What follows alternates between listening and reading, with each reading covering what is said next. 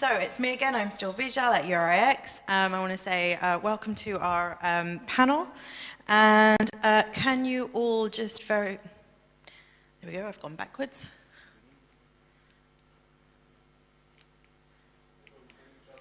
I'm pointing in the wrong place, aren't I?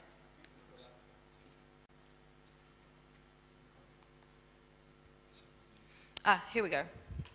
So, could you all introduce yourselves? You don't have to do it in this order, but I thought it would be nice for everyone just to see who you are and also see where you're from. So when you're answering the questions, it's a bit nicer for the audience.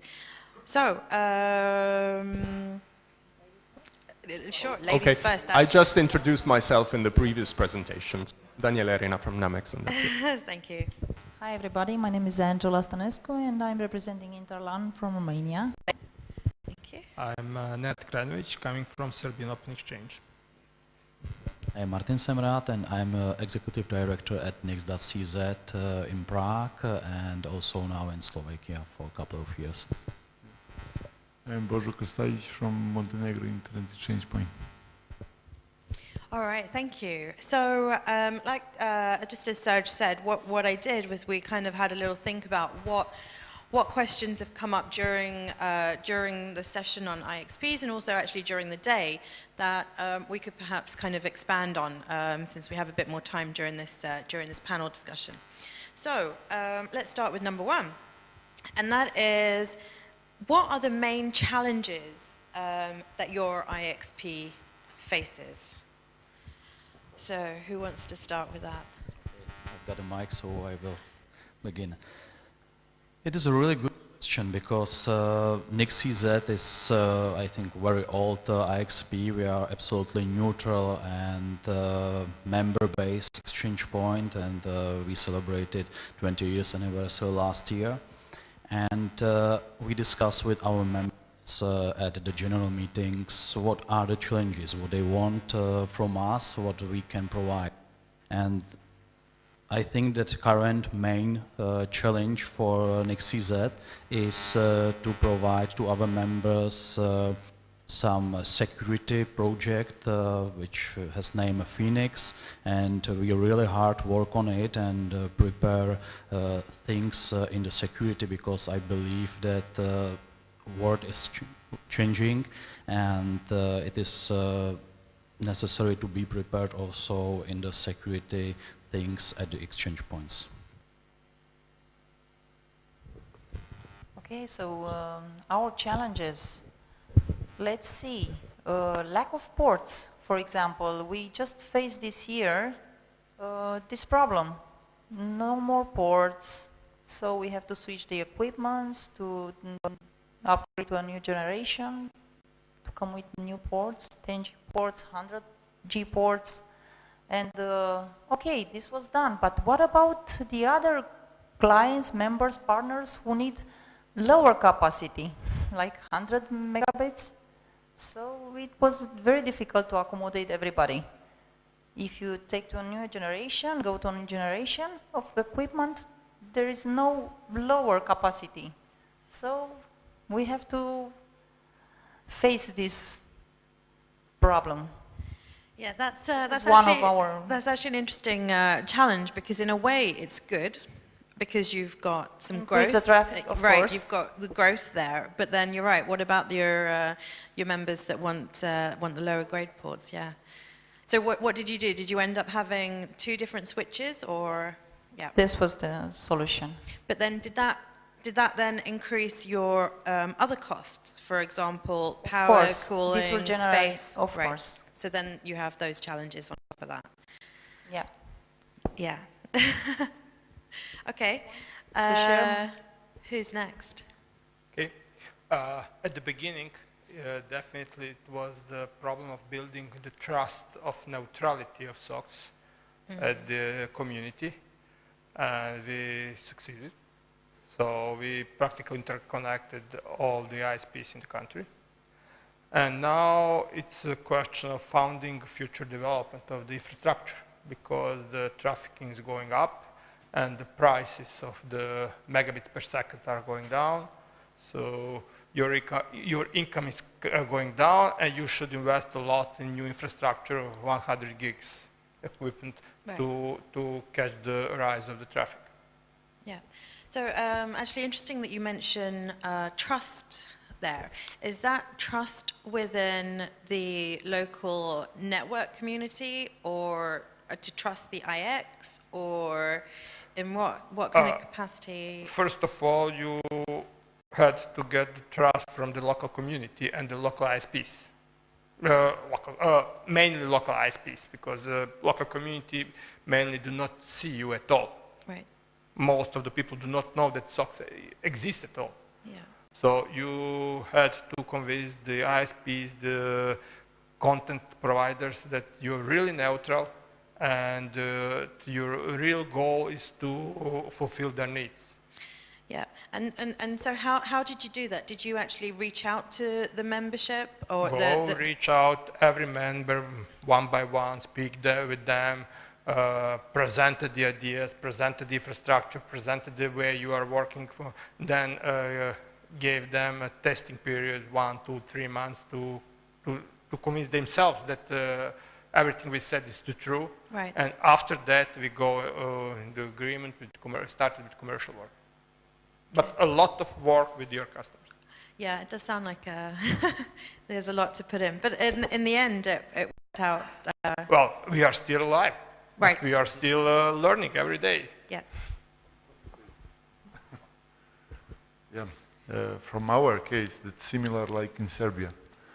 The most challenges to establishing our IXP was the motivation of the biggest internet service provider to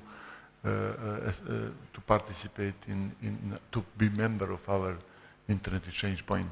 Of course, they needed some proof that they not lost some users, some profit, that we will not competitor with them on the market, telecommunication market, and that was our big challenges in the beginning.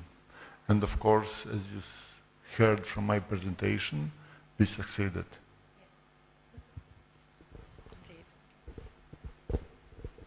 Yeah, well, here, let me say that I speak not, for NaMeX, but for the experience that we're having in supporting building the exchange in Albania, because we're talking about the region. So first of all, about the issue of trust, this is definitely an issue, and this is one of the reasons that there hasn't been an IXP in Albania, because I hope I won't offend anyone, but there seems to be some kind of suspicion, like what's your hidden agenda? And on one hand, it might be good that we come from the outside and help, so that there's kind of an implicit.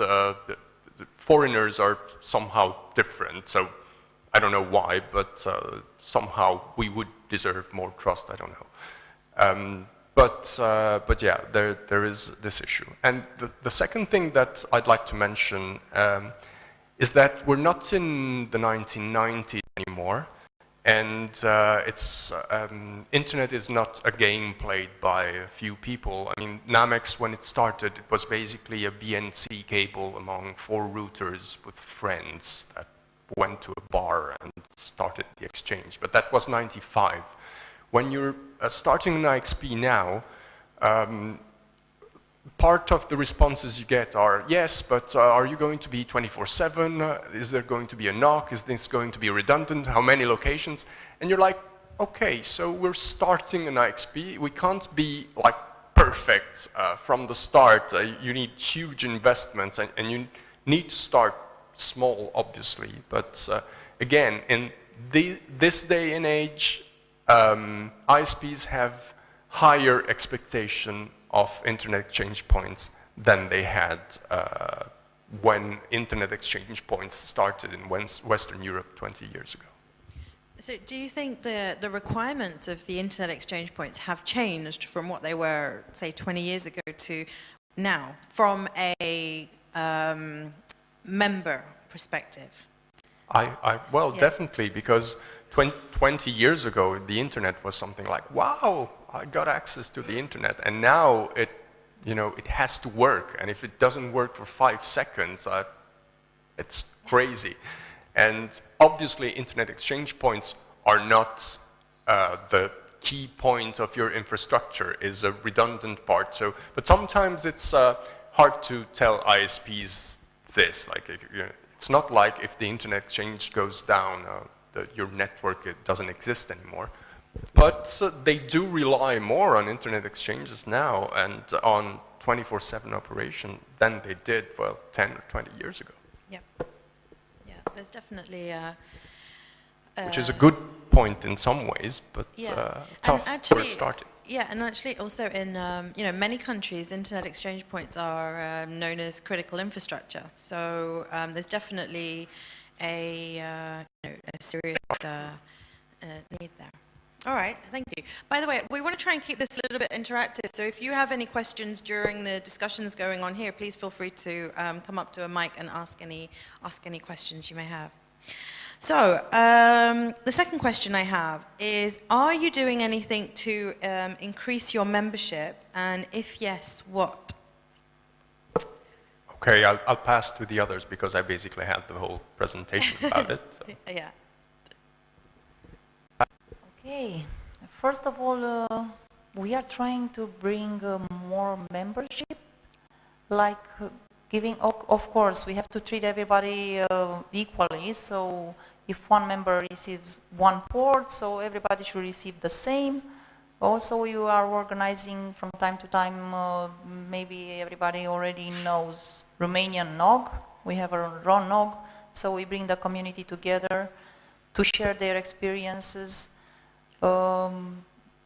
workshops and other things, support if they need it, in front of authorities or anything they need, they can come to us. And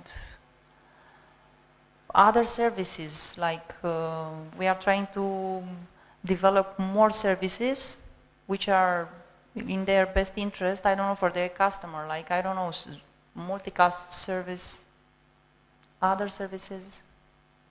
Yeah. Do you see a need for more services from? Definitely. You do? Yeah. Okay. Well, since we already connected more or less everyone in Serbia, we are starting expanding in the region because we saw that more and more content are hosted outside of Serbia. We saw that a lot of content are hosted in Romania. They have good data centers. We saw that a lot of content are hosted in Germany, in Austria. So more and more content are coming outside, not only inside Serbia. And we are trying to bring those data closer to our customers. You see, it's not expensive for big ISPs to go to DESIX, I said, or AM6, but it's a huge cost for small ISPs to go there. And if SOCs do that for them, they will be very satisfied with our service. So we are trying to bring that content to the Serbia. And we are not the internet provider because we do not offer connectivity to all the internet, just to region. And that's the difference between us and the typical ISP, because they offer them full internet connectivity. We do not offer that. But we are offering connectivity to something which is most popular. And regarding new services, yes, our customers are always asking something more.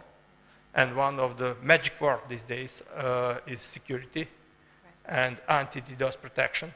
And that's the reason why we introduced 1 month ago as a commercial service in our network is anti-DDoS protection. Because, as you know, DDoS attacks cannot be locally treated well, because it will overload the links, and whatever you have here, it would be useless.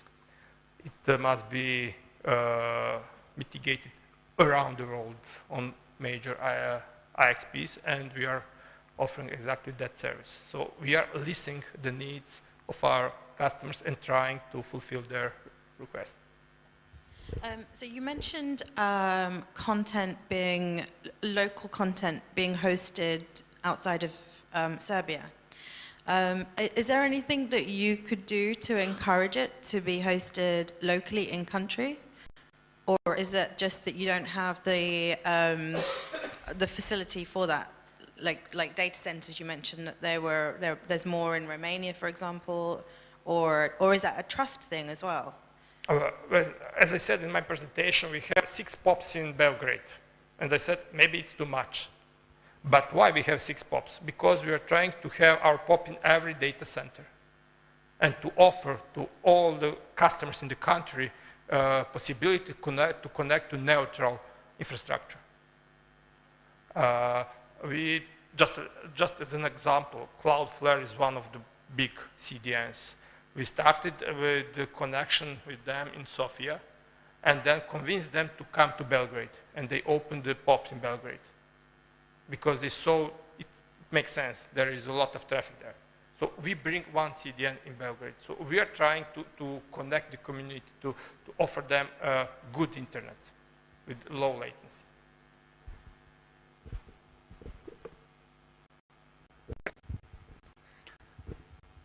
So what we do in the Czech Republic, how to attract more networks?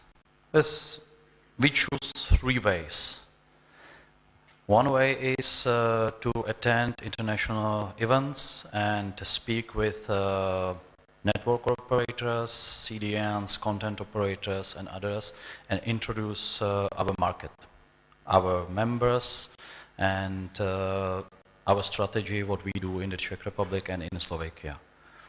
The second way is that we cooperate in Central Europe with other exchange points, with WIX in Vienna, in Austria, and with BIX in Hungary.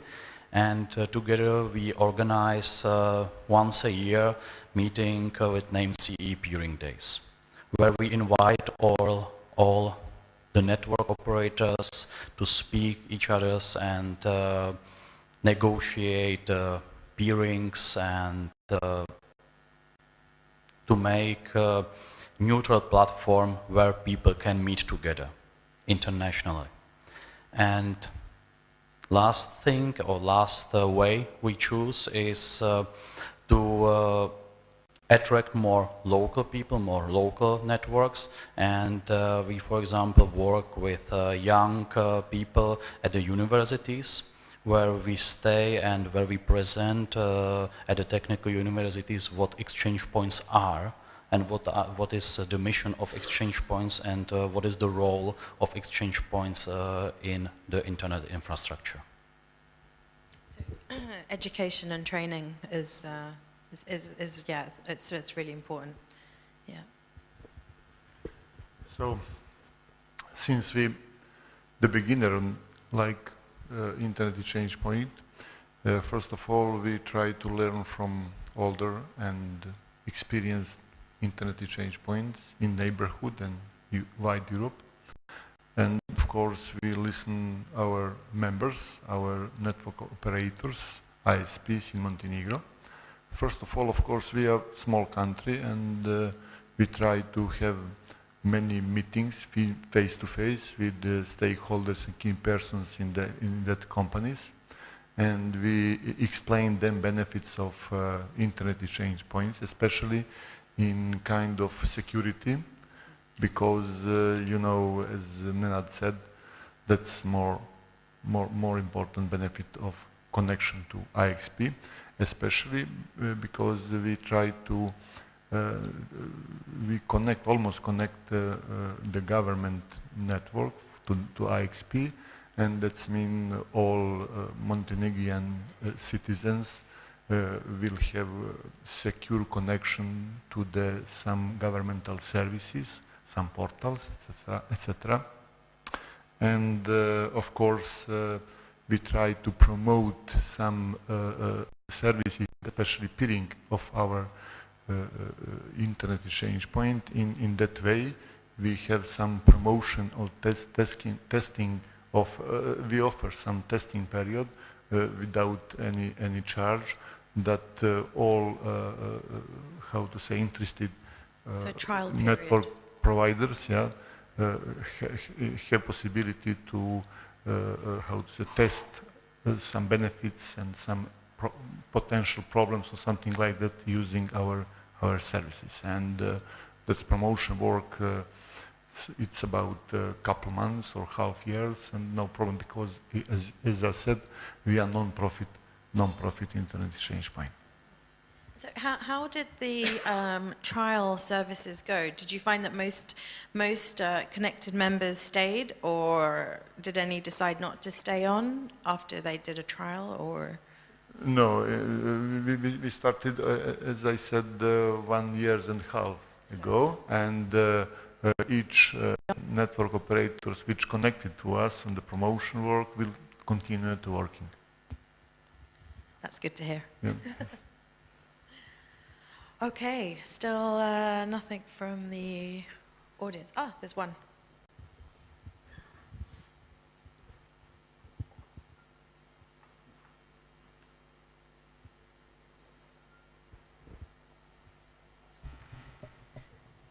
Hello, my name is Florence from Google, peering manager for the region. I realize that most of you are not-for-profit IXPs, and I would like to know what you would like to do on a pricing, on the pricing side to make the exchange more popular or well-known. There are a couple of initiatives out there. So, for example, when we look at our colleagues from Hungary, BIX.hu, they are discounting the price of their ports for people that have open peering policies. Is there like anything that you would like to do similar to make the pricing even more attractive? I really need to highlight that point because still nowadays the price of ports is still the thing that most people willing to connect to an IXP will look at.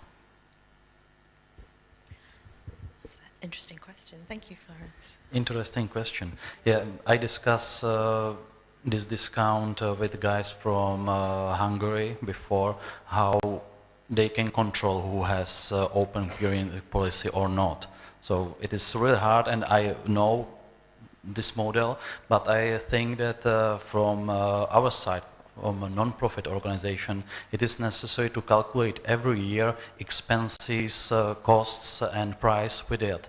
So, for example, in NIX.CZ, we decrease every year price for our ports, and for example, now, I'm not sure, but I still believe that NIX.CZ is the cheapest exchange point, for example, for 100 GE ports.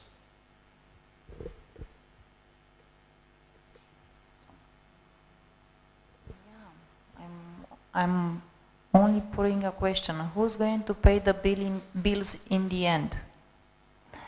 Of course, if you want to reduce the prices, then you have to do it for all your partners, because everybody will hear about it. And in the end, you will have a big hole in your budget. So it's very difficult.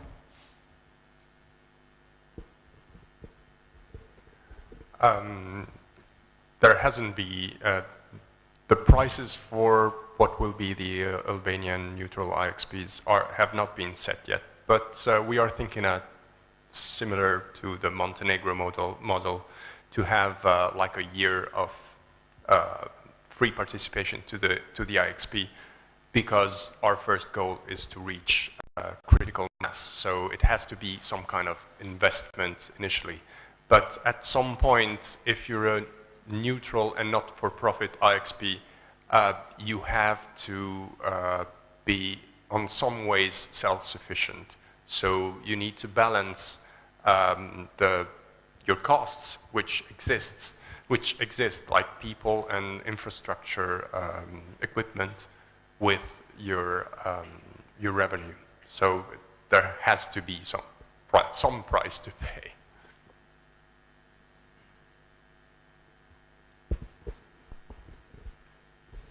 So in Montenegro we have some advisory board, and members of that board are members of Internet Exchange Point.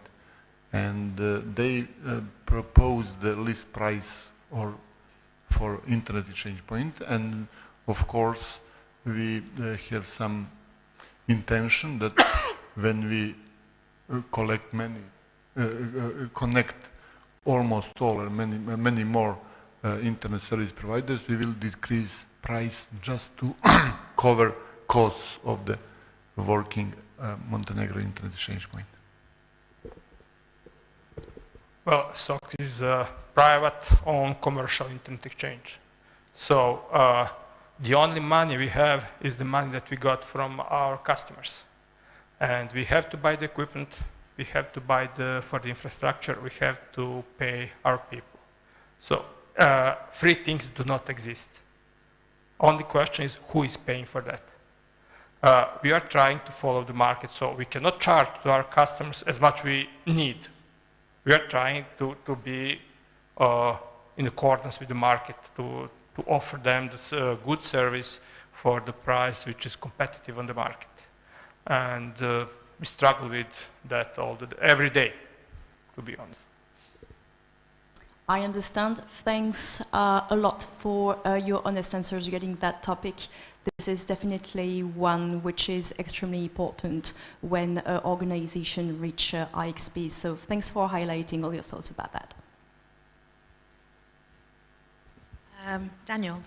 Hi, Daniel Kranjnovic, RIPE NCC Chief Scientist. Let me just relate something from the ancient history of the RIPE NCC. We were in a very similar situation as some of the community-driven or not-for-profit IXPs when we set up the NCC. And we considered offering free service, but we didn't have any money, so we couldn't offer free service. But what we did is we basically said, if you like our goals and our services, you can have a voluntary contribution. And I suggest to do that as well. Not say it's sponsorship or something like that, but say, here's a voluntary, a way for you to voluntarily pay us something in the first period that you would normally give away for free.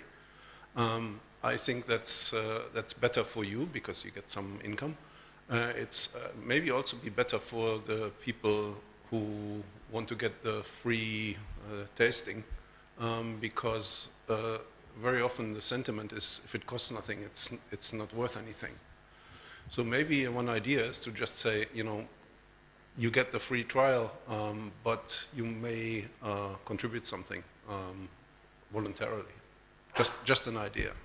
It worked for us. The other thing is, when I heard this discussion, is that with time we learned at the NCC painfully that the most simple charging model in a community-driven thing, not in a commercial one, but in a community-driven thing, keep it simple as possible. Daniel, I have a question for you. How did you set those voluntary contributions? Was it like you can contribute whatever you want, or did you have guidelines? No, you can contribute whatever you want, but we made them talk to each other. So this was during the setup phase. So it was kind of a community thing. So we all got them in one room and said you can contribute whatever you want in the first instance. And in the second instances, we said you can contribute whatever you want, but we'll publish what you contribute. So you get some peer pressure going. I'm not sure whether that works in today's kind of commercial environment. This was like 20 years ago, or 25 actually. It was just a suggestion. But in the first instance, it was whatever you want. Yeah. And I know now with commercial entities, it's difficult to do that because the bean counters will say, well, then it's 0. But maybe there's other people than the bean counters who will go and say, yeah, maybe that's worth something for us. And the argument is like, if you want a stable service, it costs something in the end. So why not start like this? Just a thought. Thank you. Yeah, thank you. That's actually an interesting idea, and I think something that could potentially work for new IXs. I'm not sure it would work for existing IXs who are already charging their port fees. But yeah, definitely something to think about for the new IXs or anyone else thinking of starting an IX. Janos. Yes, hello, I'm Jan Zsako from Hungary, and perhaps I would like to shed some light on the differences of prices in whether you are doing open peering or not. Basically, the exchange point was established more than 20 years ago, and for a very long time, more than 10 years, the only way to peer was to peer with everybody. So that was mandatory, and eventually it turned out that there are some companies who cannot, for legal or other purposes, peer, and then we decided to have a model where we discount the peering price, and this is an incentive for everybody to peer. And basically still the vast majority of the members are peering with everybody, and this is basically for historical reasons that we have this difference of price. It's not that we want some people to pay more or who pays for the port, because it's kind of incentive to peer with everybody, because we have to, so we want somehow to allow everybody to benefit the most from the exchange. So that's the only reason for having this. All right, thanks for the explanation there. Okay, right, I'll move on to my next question. So, something that Hisham brought up earlier, and I thought, oh yeah, that's a good point for the panel. So there's lots of talks about connecting IXPs in this region, and today's not the first time I've heard it. What do you see are the benefits of actually doing this, and why would you do this? Is the question. Okay, so we don't have an IXP in Albania yet, so it's going to be a long time till we decide whether it's going to be interconnected somewhere else. But here I'm going to put back my NaMeX hat for a second and talk about the difference between IX interconnection and remote peering, which is a little bit different. At NaMeX, which is a smaller internet exchange in Europe compared to the big ones, there is remote peering towards M6 and actually starting today towards links. And this was something that was requested by members. So my first point is, if you're member-based, not-for-profit, this is what you want to do. You want to listen to your members, what they want, and to try to satisfy their needs. And one of their needs was to be interconnected to M6. So there is an interconnection from Rome to Amsterdam, for example, and to answer you, it's paid by NaMeX, but it's actually shared among the ISPs that use it. And it's basically retendered every year. So the idea is you're not in competition with your members, so you're trying as hard as you can to make everybody happy, which is those who need the connection get a connection, and actually those who provide the connection should also be happy, because this is a connection that wouldn't have happened if it wasn't a common connection, because it's mostly smaller ISPs who wouldn't have the funds to pay for themselves a whole connection to go to Amsterdam, for example. So, but this is not exactly connecting IXPs, but I wanted to pitch in.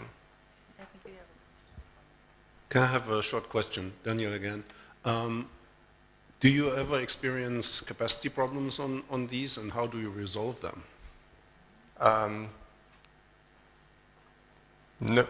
not really, right? No. Okay, so not so far. Yeah. But is that something that you are thinking about at the moment or planning for in the future?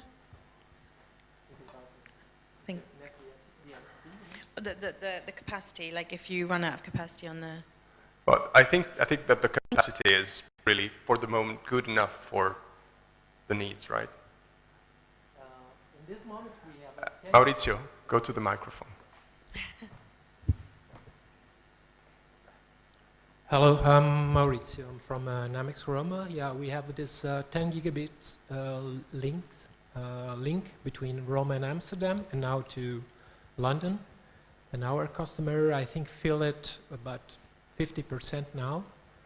But there is no big technical problem to, you know, to have another one or to have the upgrade to another 10 gigabits and link it together. So in a while we don't have problem, but I don't think that if the traffic increase we will have problem. So Yeah, and then deal with it then.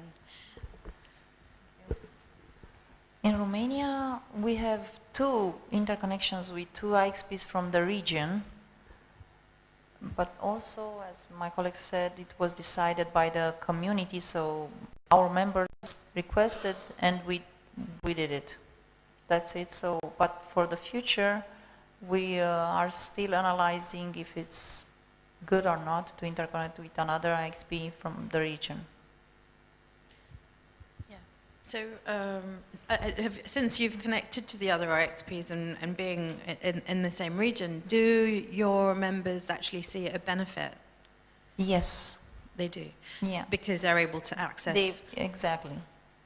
other... They weren't able to connect to get the traffic from that part of the region, so we helped them to connect. Okay. And has there been any feedback on latency or anything if you're connecting IXPs together? No, we haven't faced that. No. Well, since we are commercial internet exchange, formally speaking, we do not have members, we have customers. But we have to treat them like they are members, and we have to fulfill all their requests or they will lose them. So practically we are on the same. We have, I think, 8 interconnection with neighboring IXPs. And we have very good experience with that because a lot of traffic are exchanged through those interconnections in both ways. So we are getting traffic from them and we are sending traffic to them, which is very good for our customers. And they are very happy with that and they are using that service. We are trying, our links are multiple of 10 gig. So we are trying to keep the latency as low as possible. Like physics said, for passing that kilometers, you need that latency. You cannot be faster than that. And Right. that's it.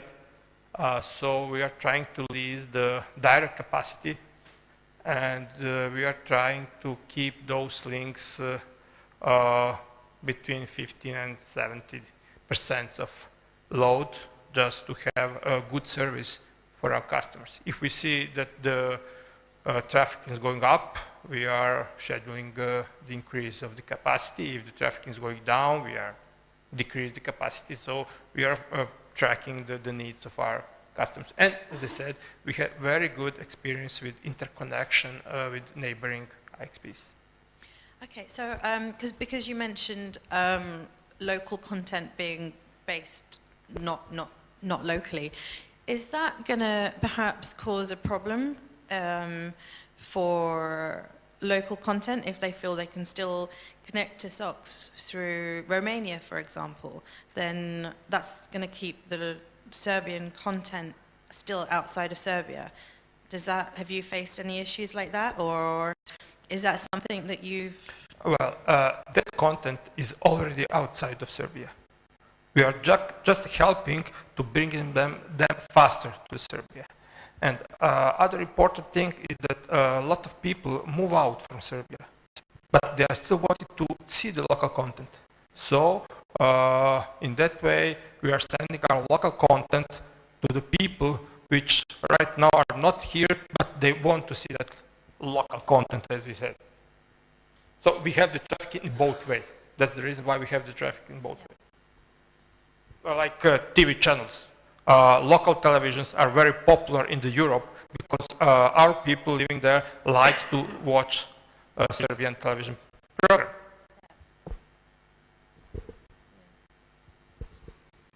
So my opinion is a little bit different because I don't believe that the role of IXP is to interconnect places in long distances. There are two reasons. NIX is non-profit and member-based organization, and our members are ISPs. And our members don't want to have exchange point which will compete with their services. That's the one reason. And second reason is security. Because I cannot imagine what will happen, for example, in NaMeX case, with capacity if one of the networks will be, for example, under attack. The impact will be for all the networks who use this line, and the impact will be much bigger than if each network has own connection. But it's true that we have also some remote peering program for, but it is provided by our partners. It is not provided by NIX.CZ. And the networks who want to connect remotely ask our partner. So maybe it is a little bit different situation than with you here.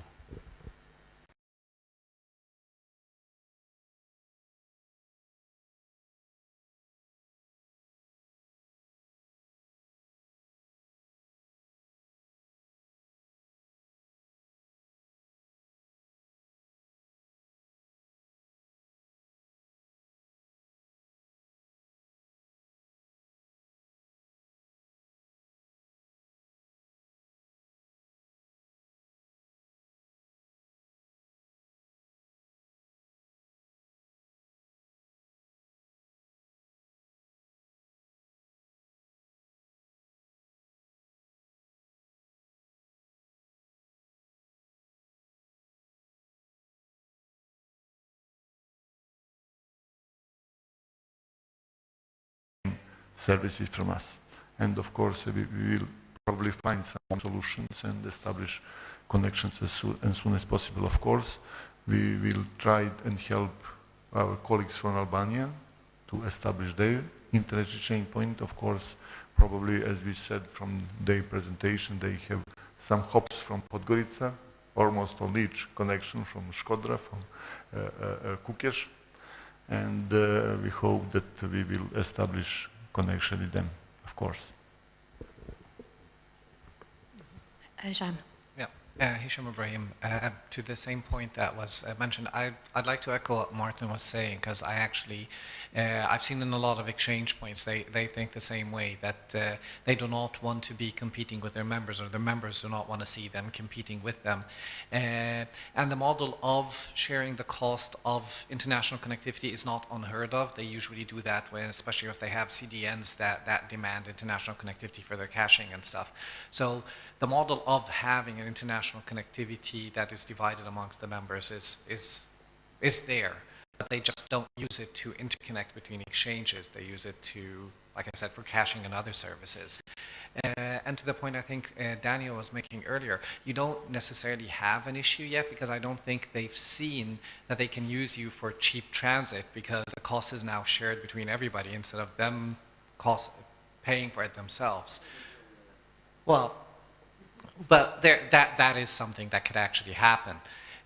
So the point is, while there may be short-term benefits of doing that interconnection, but also if you look at in the long-term scheme of things, you're actually dwarfing the growth of interconnection cables between the cross-border cables between the countries themselves, because now everybody will just cluster to these, you know, exchange points that are interconnected, and these will be the new interconnection points within the region. So it's just, you know, food for thought. Like I said, there's a lot of debates for and against, but that's just something that you may want to think of. If I may answer on your question, Yeah, sure. you see, as an interchange point, we are not connected end users. We are connecting network operators and ISPs. So at the end, that traffic will be paid by the end users of our customers. Network operators will receive the traffic cheaper over the IXP than on their own links. So actually, we are not the real competition to them.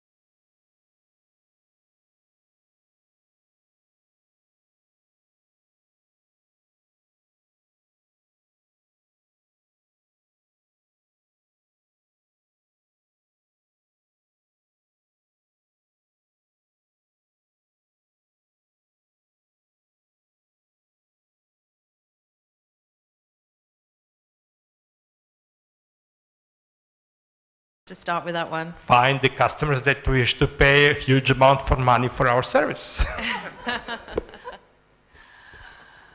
Okay, honestly, I think we at InterLAN, we are the largest IXP in Romania, but still we want to become the main platform for the providers and the customer to share the services.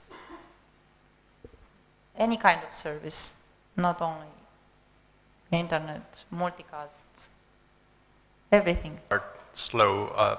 I'd like to see the first packets get through the neutral Albanian exchange in, well, before September, October.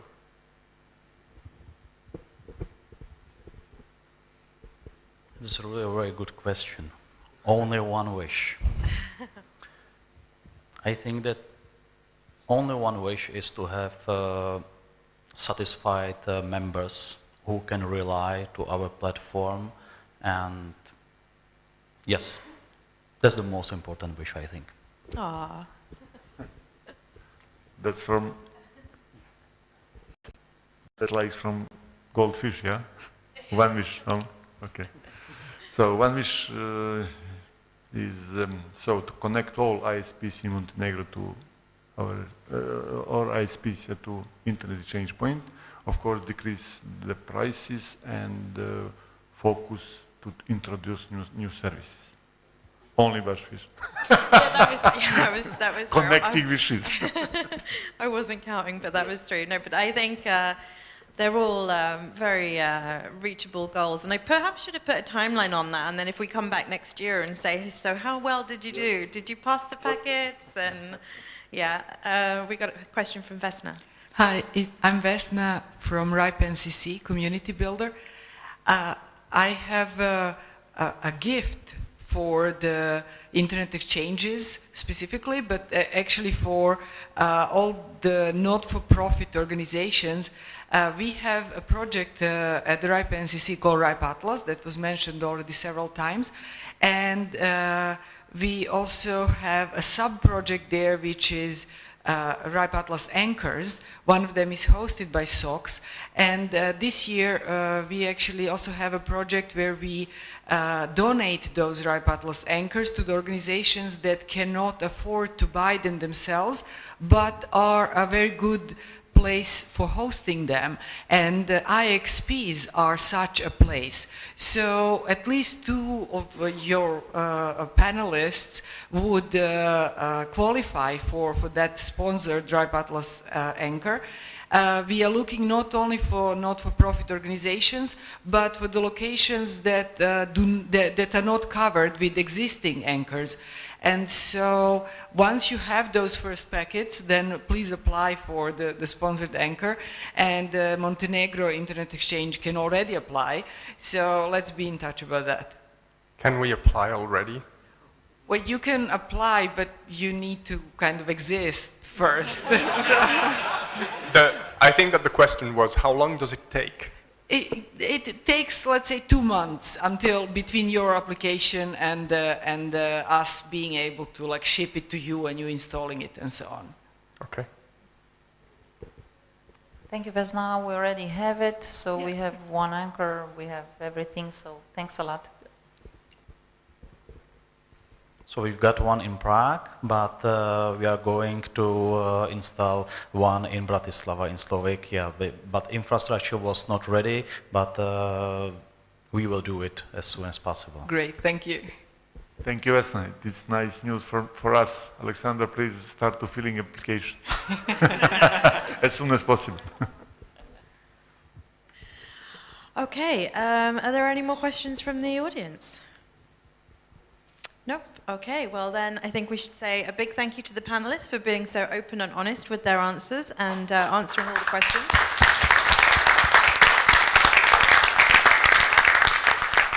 And thank you very much.